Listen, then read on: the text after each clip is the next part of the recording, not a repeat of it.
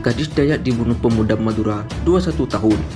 Semoga konflik sampai tahun 2001 tidak terulang kembali. Memanasnya situasi di Kutai Barat, Kalimantan Timur pasca pembunuhan yang dilakukan oleh seorang pemuda berinisial Munawir 21 tahun terhadap seorang gadis Dayak bernama Madeline Sumual 20 tahun menyita perhatian publik dalam beberapa hari terakhir. Masyarakat Dayak di Kutai Timur murka dan mengutuk keras perbuatan Munawir yang membunuh Madeline dengan keji. Dengan cara menikam leher gadis yang biasa disapa Tasa itu. Motif pembunuhan itu dilantari oleh kekecewaan Munawir yang keinginannya untuk berhubungan badan dengan Madeline. Tapi Madeline menolak mentah-mentah. Tak cuma itu, saat nyawanya dihabisi Munawir, Madeline diketahui tengah hamil muda.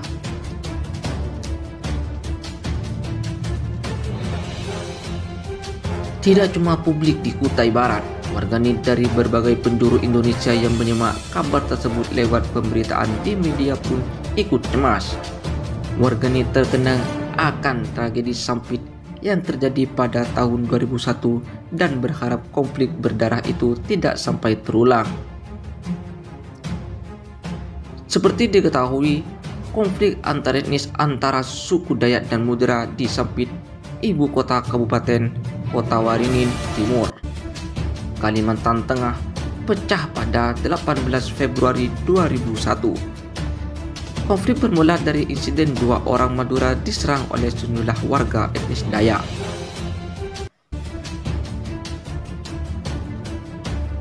Konflik meluas ke berbagai wilayah lain di Kalimantan Tengah, termasuk di Palangkaraya.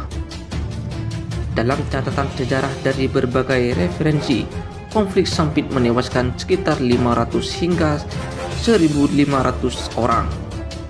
Sebagian besar orang Madura dengan lebih dari 100.000 orang Madura di Kalimantan Tengah kehilangan tempat tinggal.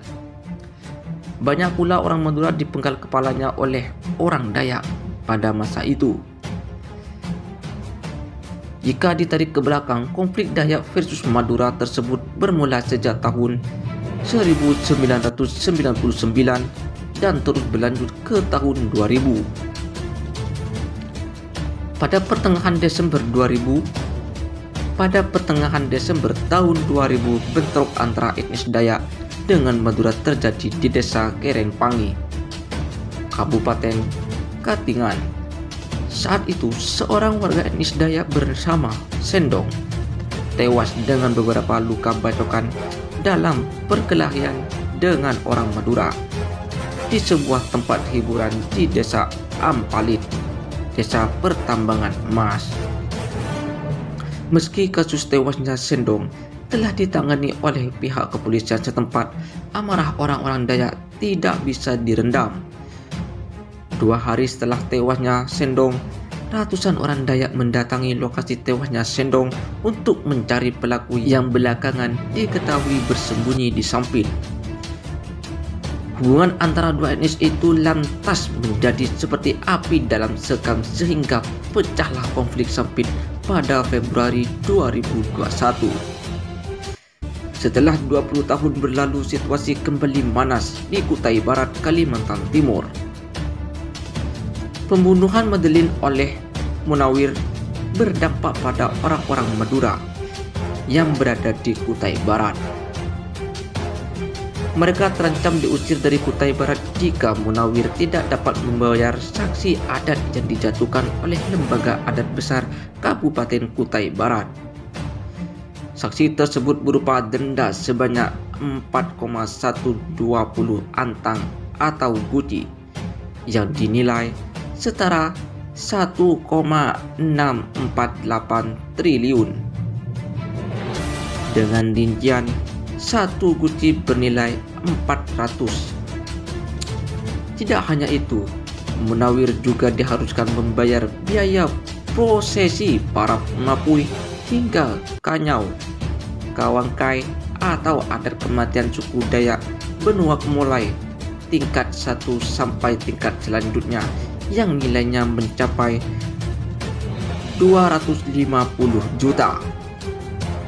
Sehingga secara keseluruhan total denda adat yang harus dibayar oleh Munawir 1,898 miliar. Keputusan itu berdasarkan hasil sidang adat di Lamin atau Rumah Adat Dayak Benua, Taman Budaya Sandawar pada Kamis 4 Februari 2021.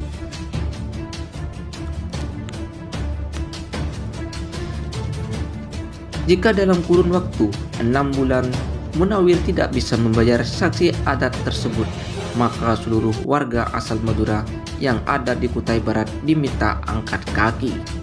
Menyadari panasnya situasi yang membuntuti kasus pembunuhan ini, Kapolres Kutai Barat AKBP Irwan Duli Prasetyo langsung meminta masyarakat untuk menahan diri atas kasus pembunuhan ini.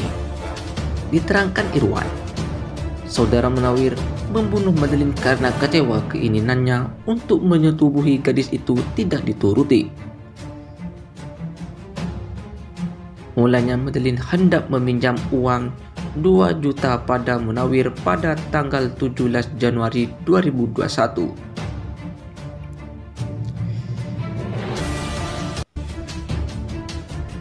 Seiring berjalannya waktu, tepatnya pada tanggal 1 Februari 2021, Munawir kemudian menawarkan pinjaman 600.000 pada Madeline alih-alih 2 juta itu.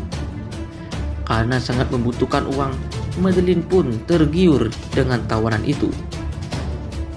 Saat akan mengambil uang pinjaman 600.000 itu, Madeline dijemput oleh Munawir di salah satu sekolah di kawasan Busur, Kelurahan Barong Tongko. Madeline lantas dibawa ke kontrakan Munawir. Sesampainya di rumah Munawir, ternyata uang 600.000 itu tidak ada.